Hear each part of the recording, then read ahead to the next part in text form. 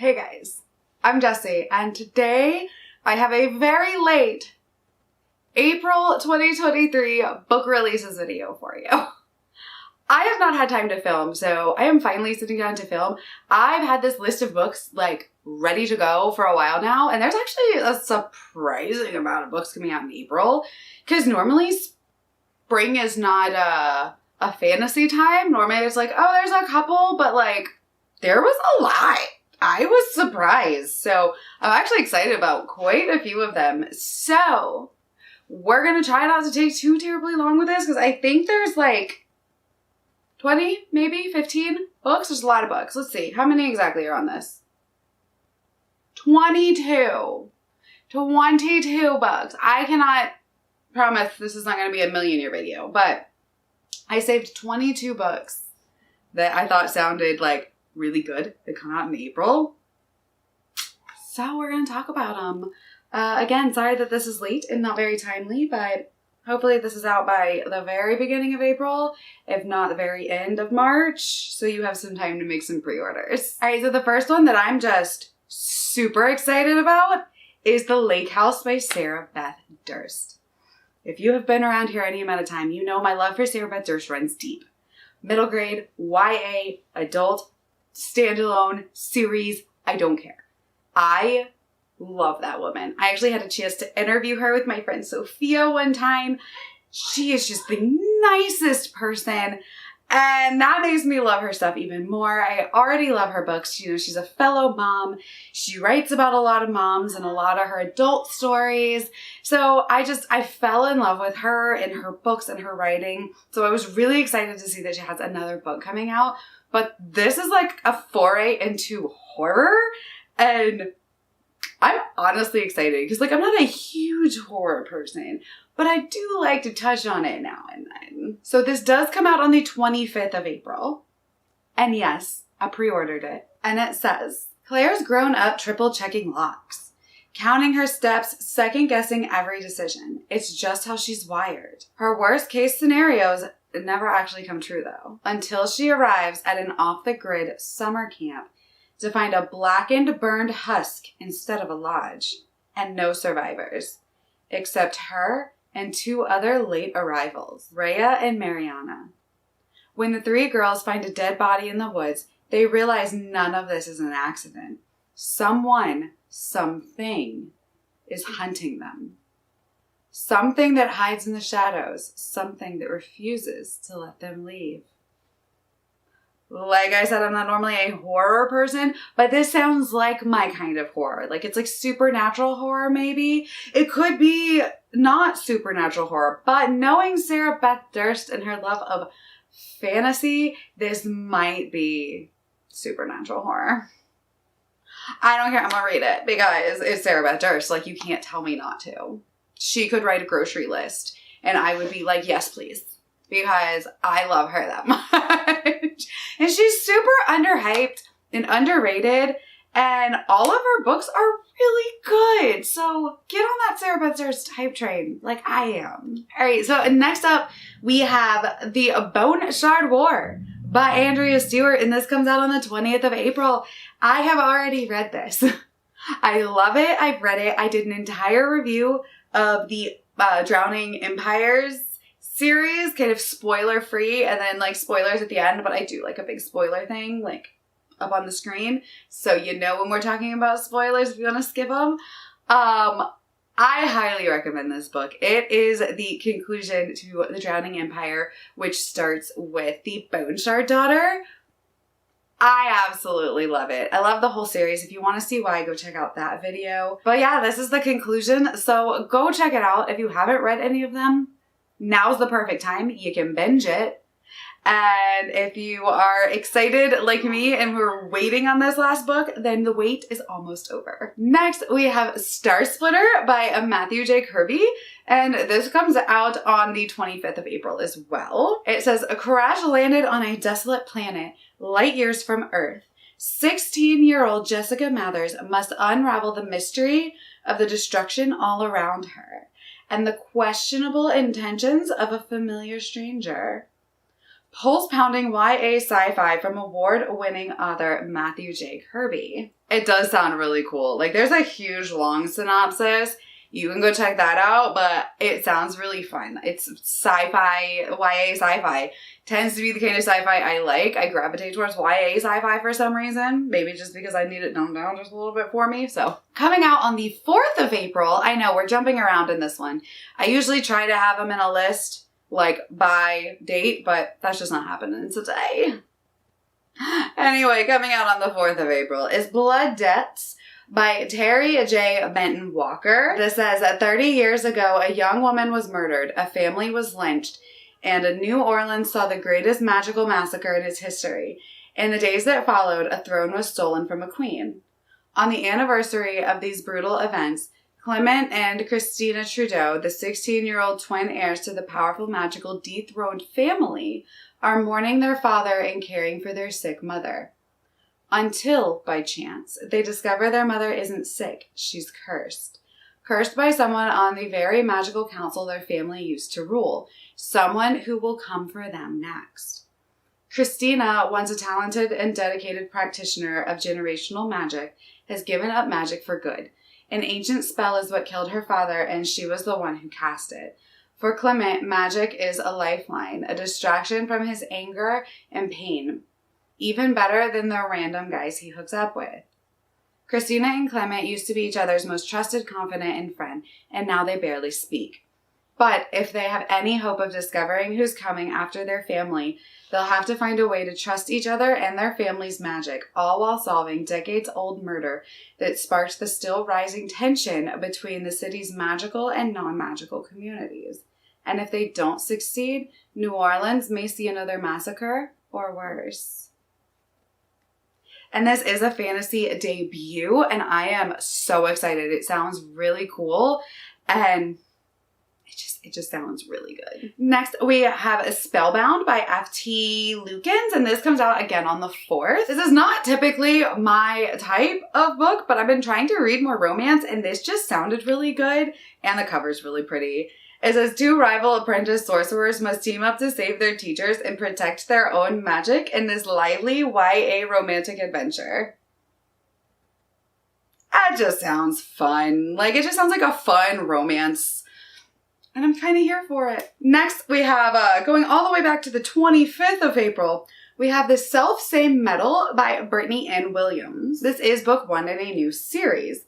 It says, a stunning YA fantasy debut, perfect for fans of Holly Black and Justina Ireland, about a black girl and sword expert fighting a fae uprising in Shakespearean London.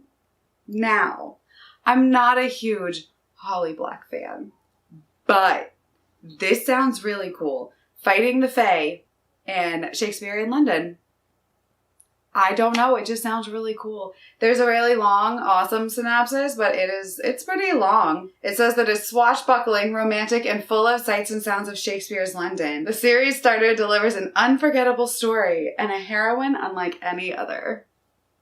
Alright, I'm sold. That just sounds really cool. Coming out, jumping back to the 4th, is Silver in the Bone by Alexandra Bracken. Now, I did not love lore, but not because I didn't love the writing, I was just bored. So, hopefully this is better. It says, series opener inspired by Arthurian legend and fueled by love, revenge, and pure adrenaline. Now, I have a love-hate relationship with Arthurian retellings. Sometimes I love them, sometimes I hate them. So, hopefully this falls on the love side of things.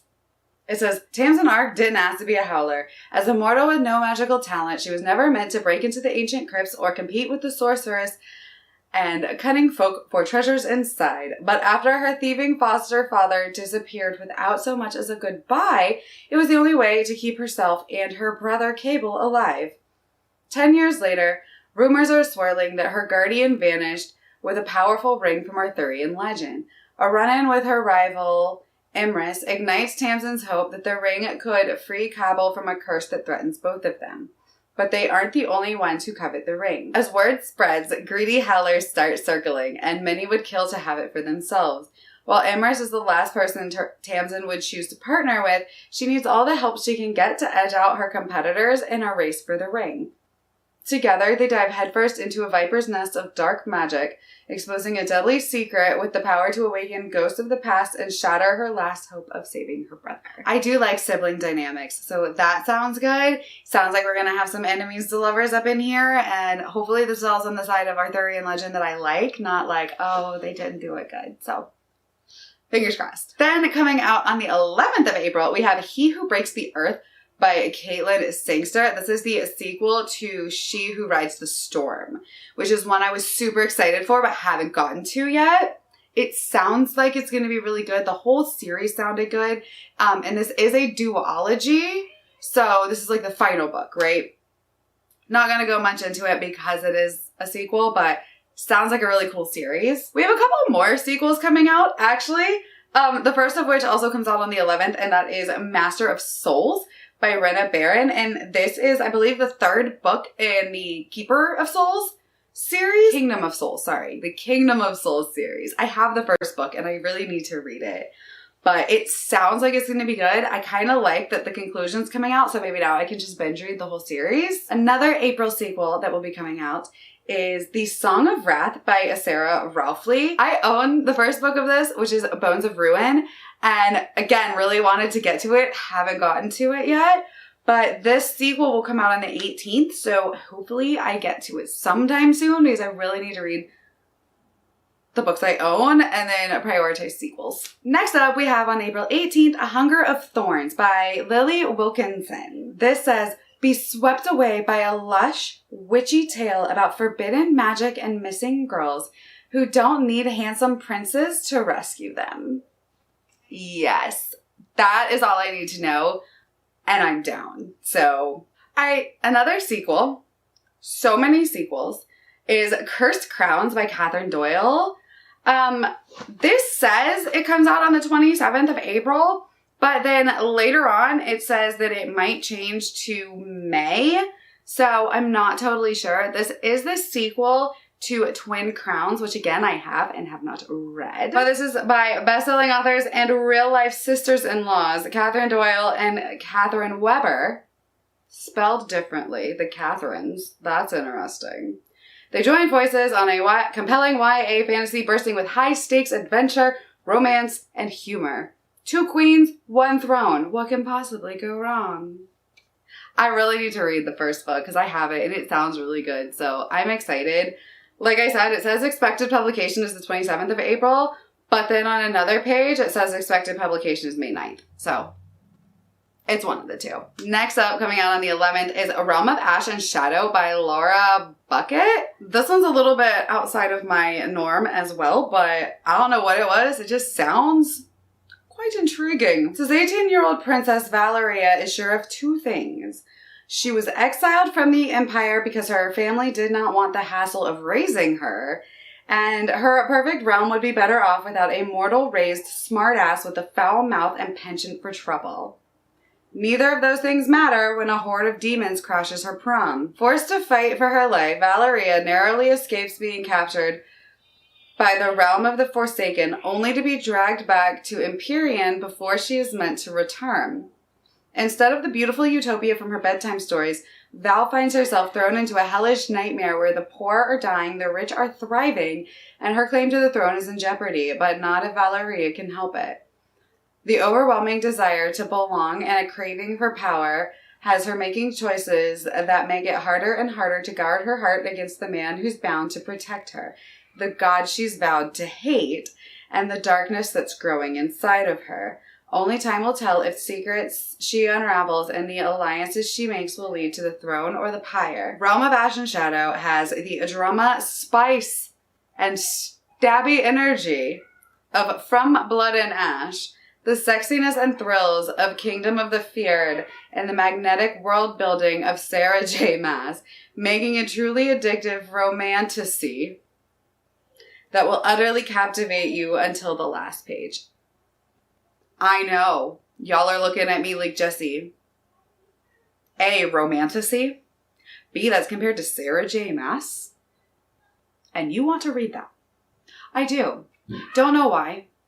Maybe just because I'm in here for the romance and like just for the lulz. But I'm trying to read more romance. Sounds fun. But like, I think it's because they used stabby energy and then called her a smart-ass foul mouth. Kind of into it. Coming out on the 25th, we have our next book, and that is In the Lives of Puppets by TJ Klune. This is another one I'm super hyped for because I have really enjoyed TJ Klune's other books that I've read. I think this is actually like a Pinocchio retelling. I have no idea. In a strange little home built into the branches of grove trees live 3 robots. Fatherly inventor android Giovanni Lawson, a pleasant sadistic nurse machine, and a small vacuum desperate for love and affection. Victor Lawson, a human, lives there too. Their family, hidden and safe. The day Vic salvages and repairs an unfamiliar android labeled Hap, he learns of a shared dark past between Hap and Geo, a past spent hunting humans.